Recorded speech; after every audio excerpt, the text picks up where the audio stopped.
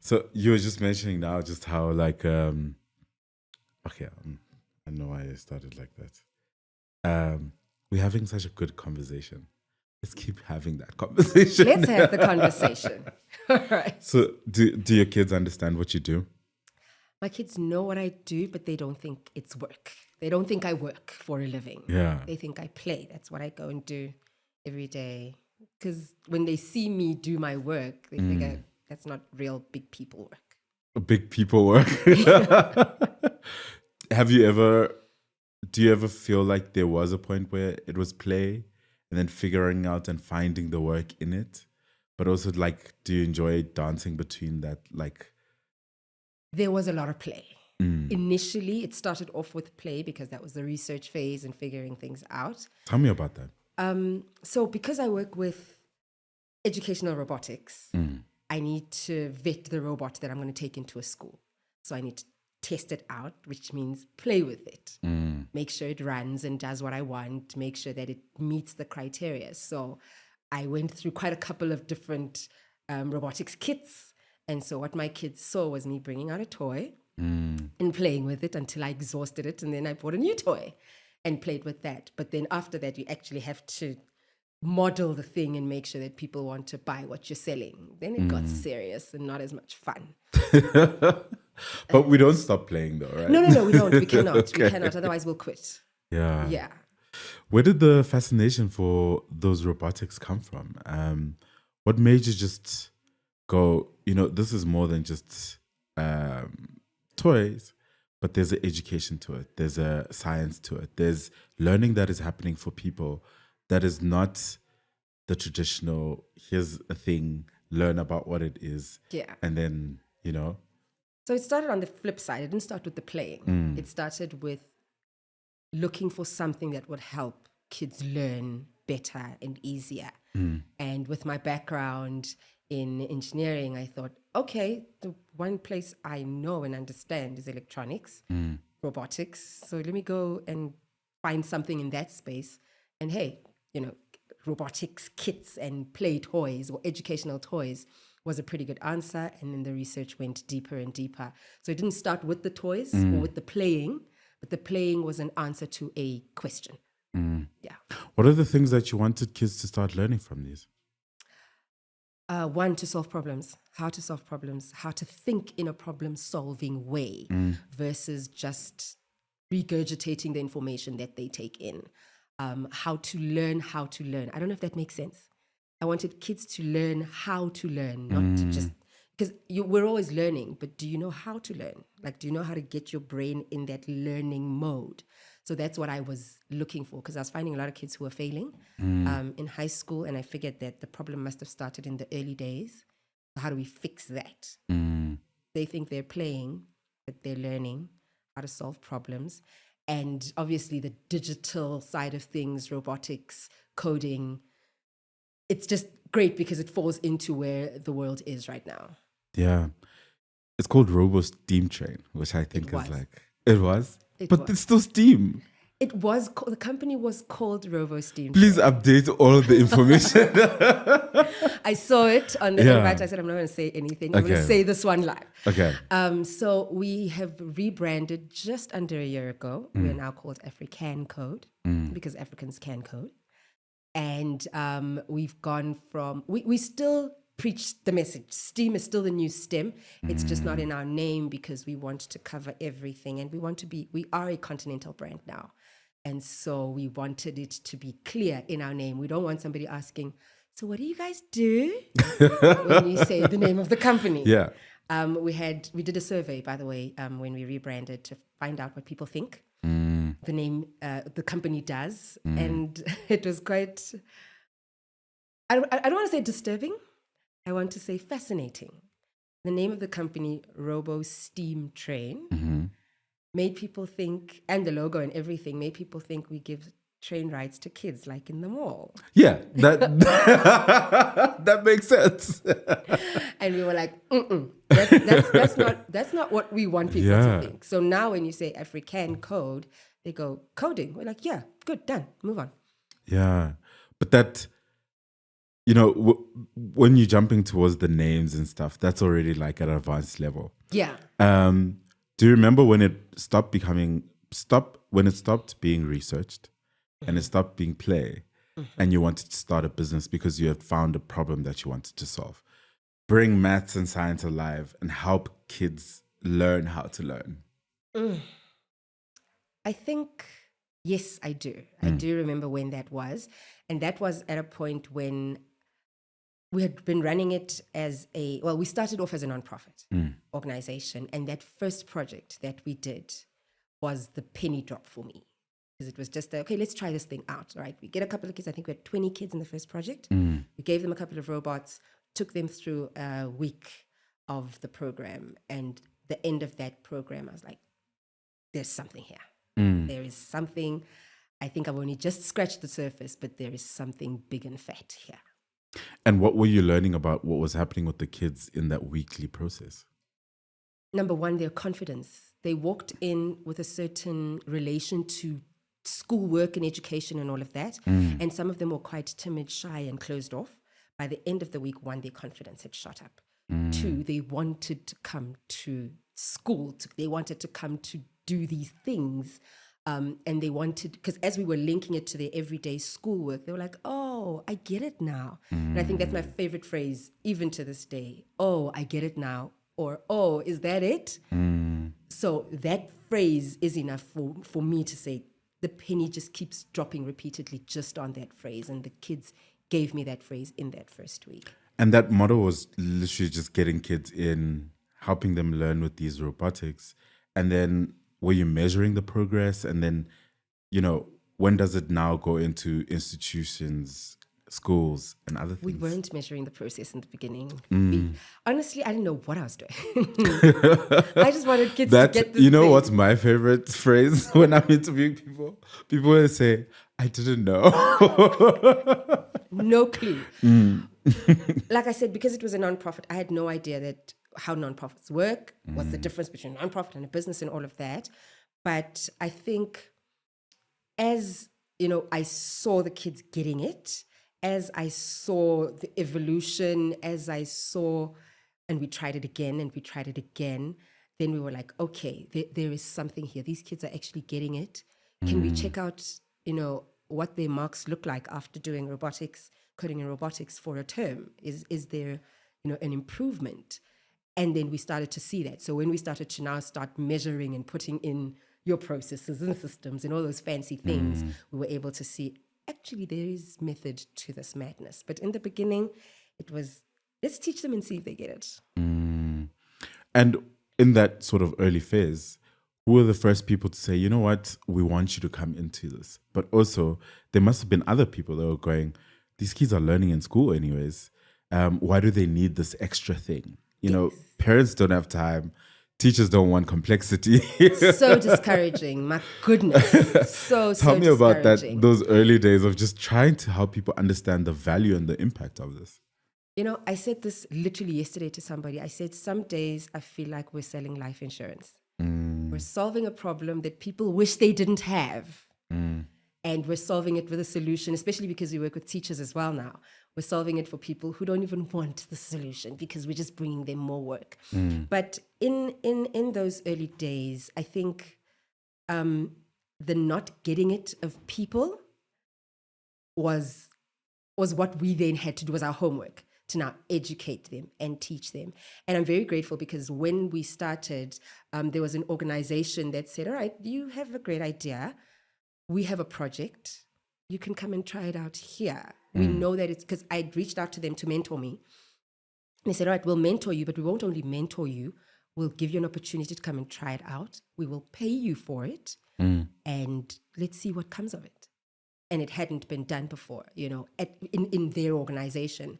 They had been doing things with older kids, but not with younger kids. And so that opportunity, and I wish people would get this, that giving a person that first chance could make the world of difference for people. Because we then moved from that to schools as an extramural activity. And that's where the parents were like, I'm already paying for school fees. I'm not paying for this thing. But we also understood that your private schools already have things like this. And so where we wanted to take it was the places that don't have it. Your rurals, your township schools and things like that, and partner with other organizations that would help us get this to those who don't have, because they're the ones who have the low pass rates anyway. But yeah, getting people, educating your audience, educating that you actually need what I've got to offer is honestly like selling life insurance. Nobody wants to need it because it means you're going to die one day, but they know they need it. And so that's where we are, and finding out that more and more people are getting it now. I mean, it's now a buzz for IR, coding and robotics. We were doing it long before the Department of Education started to speak about it. So now everybody's catching on. You're like, welcome. Thank you for joining us. Thank you for joining us in the future. We've been here. And by the way, they're still saying it's a thing of the future. And I'm like, no, it's not in the future. Yeah. And I mean, there are cultures in the world, some will say Asia, where robotics and sort of that sort of world doesn't seem so foreign. It is part of kids growing up. Those are the toys. Yeah. What do you think you've had to overcome in really helping educate people and helping them understand the value of this and how it really changes their children beyond just like the programs and the project? That is something we're still on a journey, still fighting to get people to understand. The fact that, for example, your maths and literacy is subjects that are so important, but using coding concepts and robotics concepts to teach the very subjects that we say are the most important makes it easier for them. That is where the challenge in getting people to understand its importance is. And when you mention the fact that other countries, we've researched Finland, we've researched your Asian countries, other countries are teaching from the age of 4. We are not just behind, we are sadly behind. They're like, yeah, but that's them. We've got African problems. And we're like, but we have African problems because we're not dealing with these things at their root or where we should be. I mean, by the time this kid is grown, they're going to be working in a company that doesn't exist, creating products that haven't been invented yet. Are they ready? Will they be ready? Or are we still trying to make them accountants? Yeah. I mean, that's personal. No offense. That one's personal. Because I mean, I went the accounting route. It did not work out for me. But I don't believe that was the choice I wanted to make at the very, at that stage in my life. Like, I don't think of myself as passionate about accounting. What did you want to do? I didn't know. Okay. And I think like we don't have enough experiences that help us learn what matters to us at a young age. But also there's the economic side of this, which is like, we need you to get through school as quickly as possible so you can get a job as quickly as possible so that you can help as quickly as possible. Do you think if you were more exposed to what's available out there, you would have made a different choice or better choice? Absolutely. I think now I understand what I want to do versus then. And maybe having more things like robotics and coding and those things being introduced to kids at a very young age, that changes the dynamic of that's how I think of technology. It opens up the world for you. And that is the secondary reason why we do what we do in the places that we do it. So going into rural areas, so we do it obviously everywhere, but going to rural areas and going into township areas is more about exposure than anything. Yes, we do give tools to be able to do it without gadgets and things, because that's generally what we specialize in, but that exposure is worth gold. Just giving them, even if it's 1 week where the kids get to play with these things, a seed is planted. Tomorrow, this child leaves the rural village and says, when I was in grade 2, these people came to our school. I used to play with robots. I want to know I want to do that thing. And they keep it up and we see it. So that's why we do what we do, where we do it. Sure. That's a powerful mission. It's a heavy mission. Tell me about what it means to have to build something when you have that mission at the center and everything else is sort of like background noise, but it's super important for building a sustainable business. It is one of the most difficult things I have had to try to do. I'm a mom. That's where we started. I'm a mother. I have children to feed. I have bills, and not just general, okay, I can live on my mother's couch type of situation. I have 3 human beings, to sustain. Yes, my husband is great and we are a great partnership, but we are a partnership. And so doing impact work that does not always promise a payment, as it were, and trying to build a sustainable business is one of the most difficult things ever, because social enterprising or social entrepreneurship is such a weird mix of doing impact work and building revenue and profit. And it's a weird mix. So it makes it really hard, because one part, your heart is pulled, your heartstrings are pulled. On the other side, your balance sheet says, ma'am, where are salaries coming from this month? Yeah. And I think social entrepreneurship in South Africa is just inherent in who we are as we build. Yeah. We're always trying to find problems to solve and build great things through it. That's because we've got such a large space, or a large group of people that fall within the have-nots. So many people that have just bare basic needs, that we feel like, how are we talking about the latest educational app when we still got such basic pit toilet problems? And so social entrepreneurship becomes a challenge that way. When you start trying to think, that context is important, right? Yeah.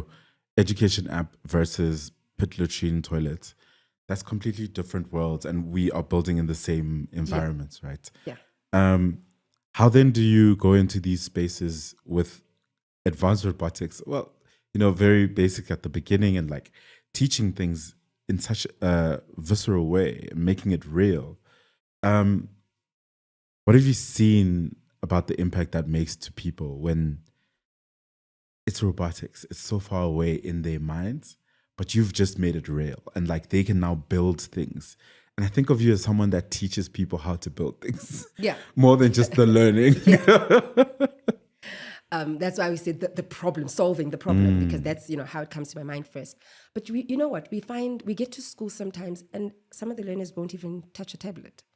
Because what? No, I'm not touching this thing. Am I going to break it? Some homes don't have a smartphone, and so they've never seen a smartphone. We go into the deepest of the rural sometimes.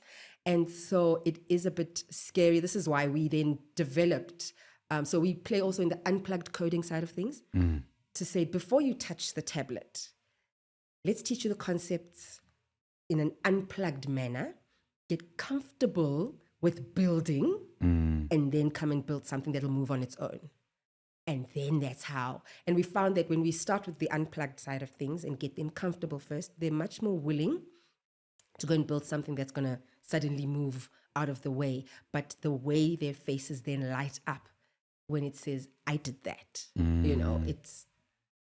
it keeps you going, and it's worth it. It makes it worth it, because like I said, one day some child will say, when I was in grade 2, when I was 7 years old, these people came to my school and showed me possibility. Possibility. That's what we sell, possibility. Sure. At some point you did also switch the model, from a nonprofit to a for-profit company. Can you talk about the motivations for switching that, but also building it as a sustainable business in this social impact way? All right. So, first of all, like I said, because I didn't understand the space, what I didn't realize is running a nonprofit organization is just running a normal business. The only difference is you don't take a profit from it. And I think I came in with this mind of, the moment I say I run an NPO, people are going to throw money at me. And that's not what happened. That we need to see a 3-year track record and all of those things became a bit of a challenge. And as I did a bit of research and spoke to potential partners, they'd say, no, we're just looking for an implementation partner. We are not looking to donate. And I thought, okay, maybe if I position the organization as an implementation partner, as a for-profit but implementation partner, we're able to show that we do have an interest in sustaining ourselves. We're not just here for handouts. And this way, it started to feel a bit more attractive and not just a begging bowl. So even the mindset, even of my team, we moved from begging bowl mindset to say, no, we've got something to offer. Even those who are willing to pay for it can come on in, but we want to give it to those who cannot afford to pay for it. And that, for us, made it quite easier to come in and position ourselves. And so far, it seems to be working in most of the spaces and places because we come in, we partner with you on your initiatives as an organization. If education and improving education in this country forms part of your CSI initiatives, we come in as an implementation partner. We implement, we give you reports. You've got your statistics, you've got the things that you need, you've got your numbers. We've reached our goal. You're happy, we're happy, success. Yeah, because I've seen sort of a model like this the last time I saw you, which was with the Tshala Foundation. Yes.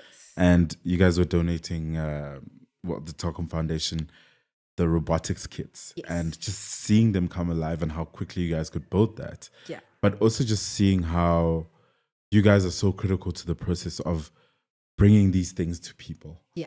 And maybe organizations might not have the, understanding to be able to do that or the speed to do that, because you guys are also learning what works best for education as well.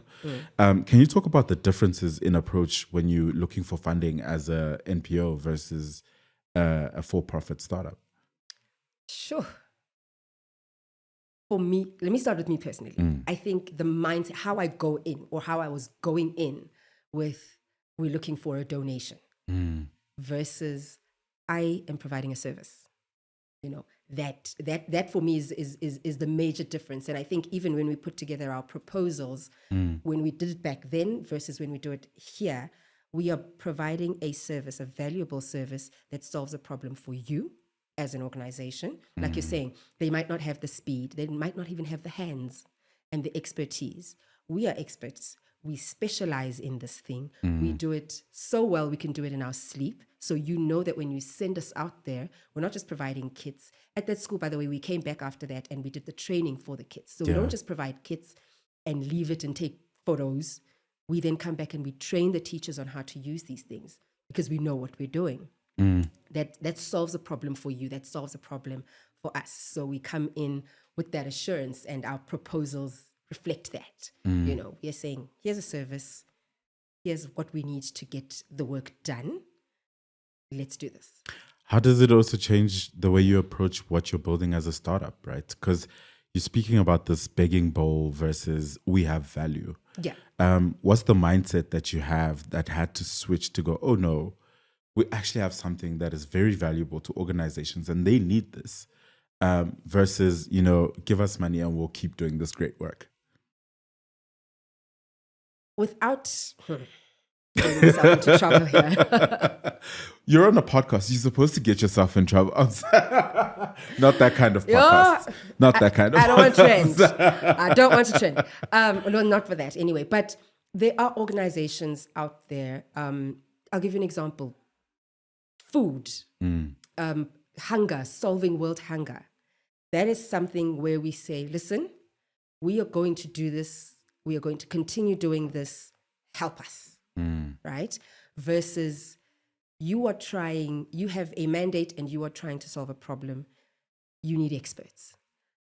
Food, you need a chef, or you need somebody who will cook. You need actual food, and, not all organizations are worried about getting the nutritional mix value. We just need people fed. And that you're able to say, listen, help us feed the people. That's all we want you to do. Help us feed the people. Here we're saying we are bringing research. We are bringing development. We are bringing experts that have sat and gone through these things and, tried it, tested it, messed it up, brought it back. And now we're saying a school that we've been in, you can tell the difference. You can tell the difference with the pass rates and all of those things. So we are not asking you to help us help. We're saying, help us make an actual difference. In fact, we're saying, let's work together.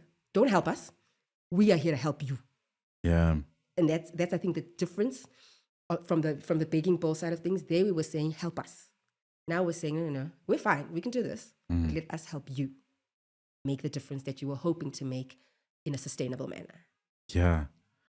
How does it feel to have to keep doing this work when you know how difficult it is from a mission perspective? Oh, it's hard. It is so hard. Some days I feel like I'm a volunteer in my own business because other people's salaries come before mine. I said to the team, the day I'm late with your salary, you must know I haven't had one for 3 months. Because every month it's let's make sure everybody is fine. So if I'm late, you must know I haven't seen one. And some days I think about polishing my CV and sending it to someone. And I know nobody will take me after so many years. And I know that I probably won't want to go back if I'm truly honest, because I have this mission. Because I can't sleep if I'm not doing this thing. So it does get hard. We do want to quit. We plan to quit. We plan the quitting day.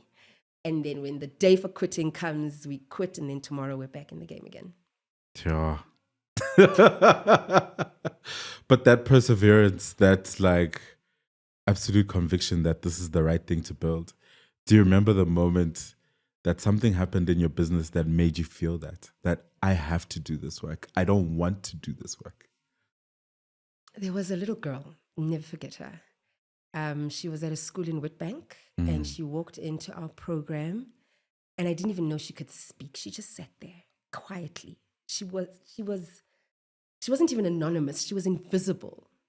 And at the end of our program on presentation day, she did the main presentation, and even the parents and teachers were like, we didn't even know she had that personality, and we looked at her marks, and her maths marks had jumped up by 20%. Sure. 20%. And this is a grade 1 learner. For the fact that there was room for a grade 1 learner to jump up 20% said to me, something is fundamentally wrong in the beginning. And I can't not.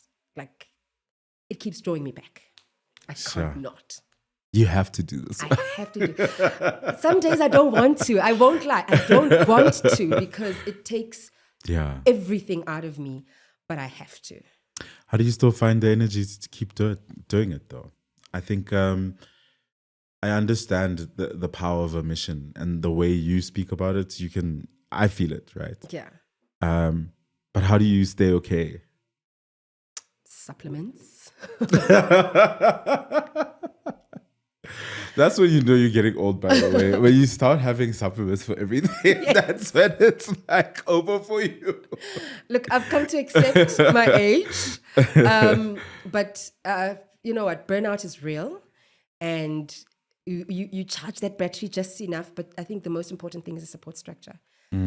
If I didn't have the support structure I probably would have quit by now. It'll still be dragging me in my heart. I would probably still be dreaming about it, sitting in my office, earning big fat monies. But the support structure gives me the ability to just recharge. Sometimes they say, listen, take a break, stop, just take a break, recharge, and come back, and the support structure includes the supplements. Yeah. They're very important. Take those things. I want to talk about a different type of supplement, which is just you have a passion for learning. Obviously, your business is part of that, but just having an engineering background, but then also just going into this business part of things. You were speaking about podcasts earlier, how important they were for how you're thinking about things. But how are you learning more and charging yourself up as a founder? You know what? There's different kinds of charging that we as founders need, right?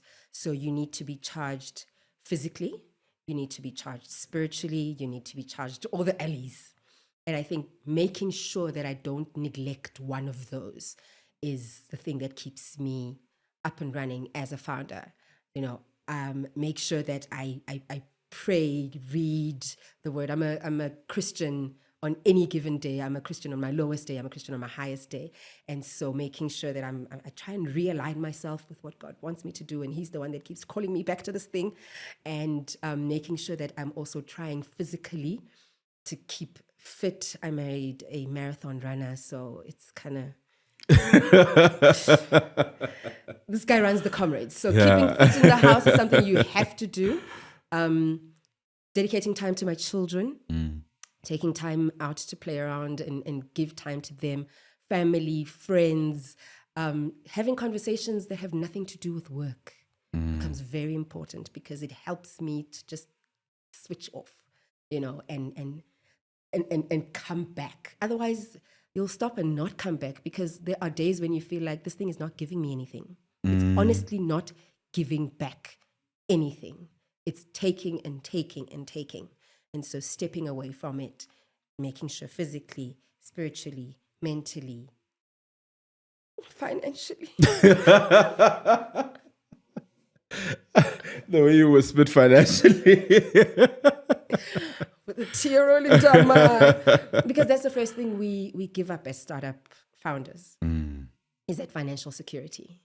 And make sure that your family understands it. You know, I look at my peers, and by peers, I don't mean age peers. I mean founder, not first time, but like startup founder peers. And they're in their 20s. And they've got, first of all, they've got the physical energy going. They are not looking at 40 and going, whoa, wait. They've got less challenges with responsibilities. They've got, like I said, they can go and sleep on somebody's couch for a couple of months. And those are the nice founder stories. I spent 6 months living on my friend's couch. I can't live on a friend's couch. You know, I come as a set of 5. So those kinds of things become so important while we give up the financial, hoping that it will catch up at some point. One day. I'm still waiting to meet somebody who says, it was on year 8 or something. I'm waiting for that founder who says, listen, particularly in our space, tech, ed tech, my goodness. Yeah. I've had a few edtech founders on, and there's a very clear understanding that this will take longer. Maybe the fintech guys have it a lot more easier. From what it looks like. Yeah, the health tech guys kind of live It's in growing, your... But there's a fundamental understanding this is a long-term game. I understand the impact is going to come before the reward. I understand that I need to have great partners in order to make this happen. Can you talk about just what you look for in the right partners that you need to go on journeys with to drive this impact? Because this is not a pump and dump situation. No, it's We're not going to give you money and then you're going to do this thing and we're going to forget what happened. We're not just going to take pictures. We want to measure the impact. What goes into finding the right partners, but also nurturing those relationships and helping them understand the value long term?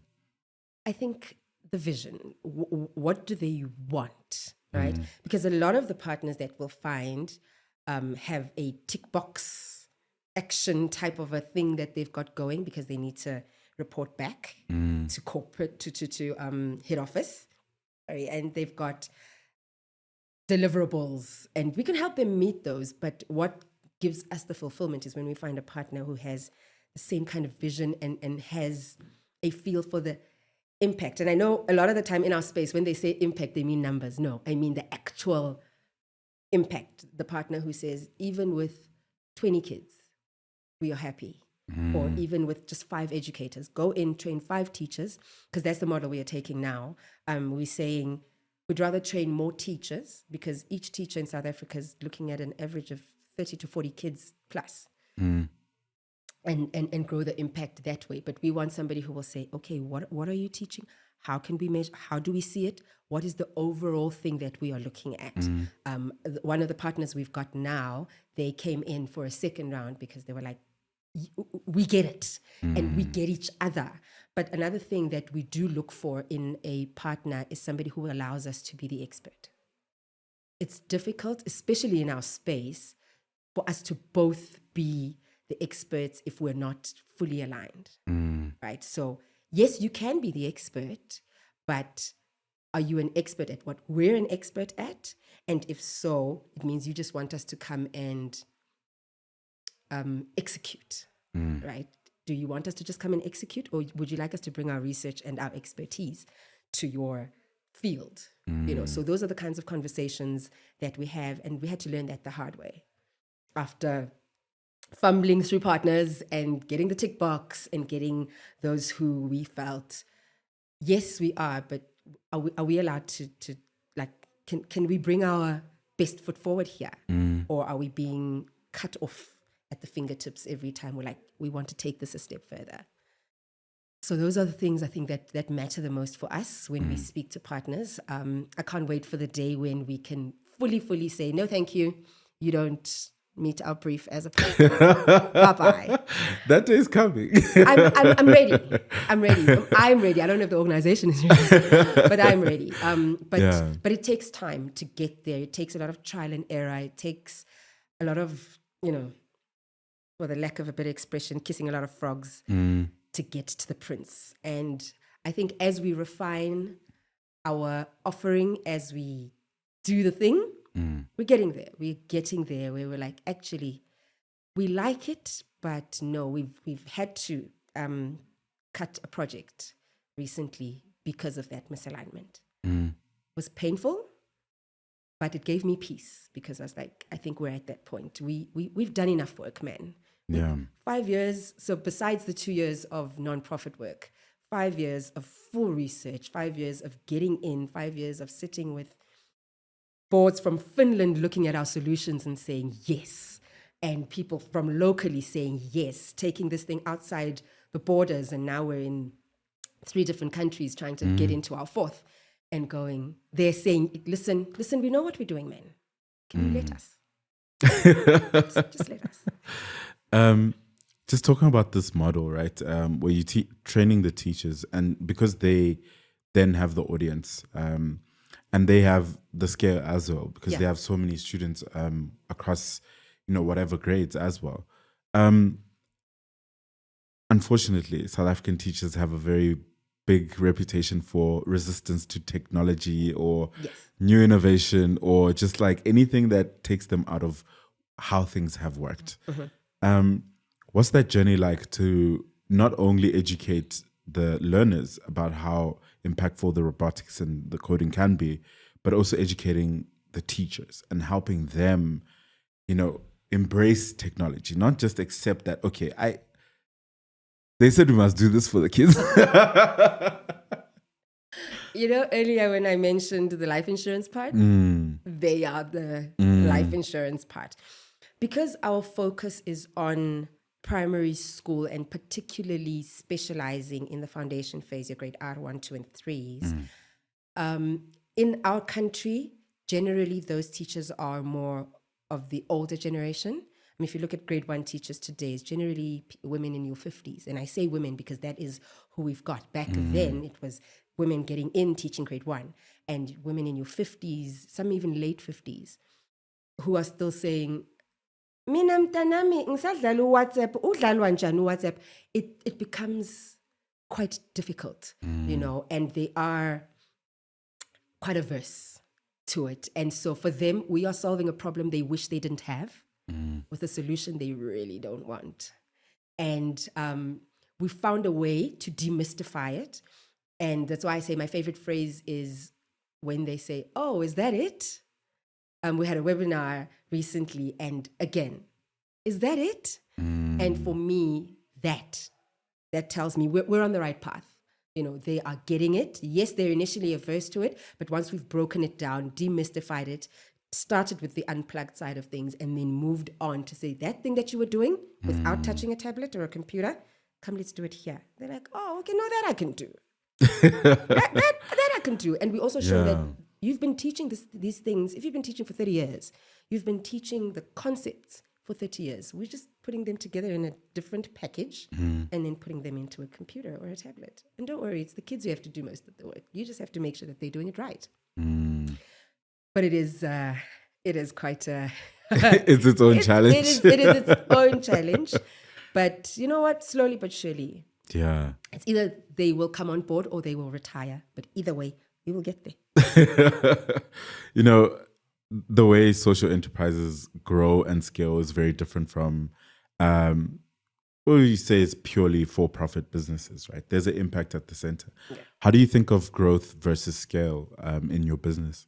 The growth, so we're at growth stage now. And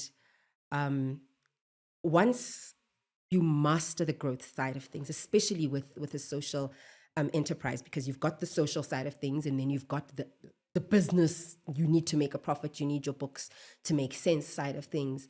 Once you master the growth, once you've got your systems and processes in place, once you've got all of those nitty-gritties, I think the scaling will just, I believe, I hope, the scaling will flow. But I think that growth part becomes the most important thing when it's time and you get it right. Listen, I'm looking forward to it. I think we're just about there. What does growth look like for you guys? Growth means making sure that our systems and processes are tested and tried, number one. It means that we've got a team that understands what they're doing, is confident in what they're doing, and doesn't need me at all times to put a rubber stamp on everything. So if I'm away, we've got a process, number one, that takes them from onboarding a client to the end of a project. But they also have the confidence to say, okay, if things are not looking the way that we might have wanted them to do, what do I need to do in order to make it work? Because once we can sort that part out, then when it's time to scale, we've got the team in place, we've got the process in place. Then we can cover, and I say we're growing even though we're in 3 different countries now, but we're still growing. We're not yet at scaling. We're still getting there. What does it take to build a great team? What do you look for in a person that says, I have this mission, I care about this thing, I want you to work with me to build it? How do you choose the right people? This conversation is one that I like to have, and it's growing so much, and I hope it's growing with other entrepreneurs as well. I'm not looking for people who want to grow my dream. I'm looking for people who want to grow their own dreams. Yes, I have my own, but I want people who want to grow their own dreams. They can just come and do it here, right? Because then they will be passionate about the work that they're doing. Look, yes, being passionate about children is a prerequisite, because you will definitely hate what we're doing if you don't like kids. But beyond that, I need you to buy into your own dream of where you want to go and use AfriCAN code as a vehicle. That way I know that you're going to put in extra time if you need to put in extra time, because you have got your own goals. I know you're going to put in extra studies and research. I know you're going to want what you are bringing to the party to work, because at the end of the day, you're not going to work for AfriCAN code forever, or at least you might not work for AfriCAN code forever, but you must be able to take what you did here to some other business and say, listen, the value of the experience I got there was great. And so that for me is what takes making a great team, because they are here to grow, and in turn, while they're growing, they grow the business, they grow the vision, they grow. I'll take care of the vision of the business, don't worry, I got it. But I need a team, and obviously cohesion, culture, all of those things that we've got, that we get from the textbooks. But if you're here for you also want a good working environment, because you want to stay. So be here for you, and in turn we appreciate what you bring. It's like in a marriage, it's not a 50-50 thing, it's a 100-100 thing. So bring 100, we bring 100, you keep us happy, we keep you happy. It's a great relationship we got. A lot of founders, when they come on here, have been very honest about how difficult managing people is to the growth process. I think the team is probably, it's like funding and then team in terms of challenges that everyone admits, right? Okay. Can you speak about just how you've had to grow in order to build this business through the people that you're bringing on board and the challenges that you have with people as well? I think it's never, ever just a clean, simple thing. That is the most complicated part. So I spoke to my mentor recently, one of my mentors, and I realized this is going to be a plight for as long as this business is alive. And that becomes the actual challenge, is that you find people who don't really care about anything. Can I get my money at the end of the month? You find people who have got all sorts of issues, challenges, drama, health, children, whatever it is that they've got. And so the people challenge, I think, for me right now, is my biggest challenge, growing and building a team. And somebody said the biggest job for a founder after funding is the team. Can you build a team that will take you forward? And I think currently that is my biggest challenge. We've reworked our hiring structure, and they always say hire slow, fire fast. That is the hardest thing to do. By the time you need to hire, man, you're sitting there going, I'm inundated, I'm overwhelmed, I need somebody to do this. And then they say hire slow. And we practiced it recently, and apparently it's true. Apparently, listen. But what hire slow means to me now versus what it meant to me then is slightly different. So what we're doing now is that because we work with people, we're in the classroom. So before we give you a 3-month probation period, we give you a test month. That first test month, you are learning. Do you like us? Do we like you? You can pull out with immediate effect. We can pull out with immediate effect. When you do pull out, we pay you for the time you did give us. Thank you very much. If we decide, no, it's not working for us, and therefore there's no heavy commitment, because we found in the past that giving that initial contract to a person is expensive while you're waiting for that contract to lapse and you're unhappy. And as a founder, you end up having to do the work anyway because you're unhappy, but because you gave them a contract and you don't want struggles with the CCMA or whatever it is that's going on. And that's our highest slow. So we slowly get in. By the time we've absorbed you, listen, it means we are in a serious, we've got this thing going. Because we are at that growth stage, we cannot afford to still be fumbling around with this very delicate part that is the humans, the people. Because we're at that point where it's the people that built the business anymore. It's gotten as far as it's going to get with just me pulling the cart. It's not going further with just me. Sure.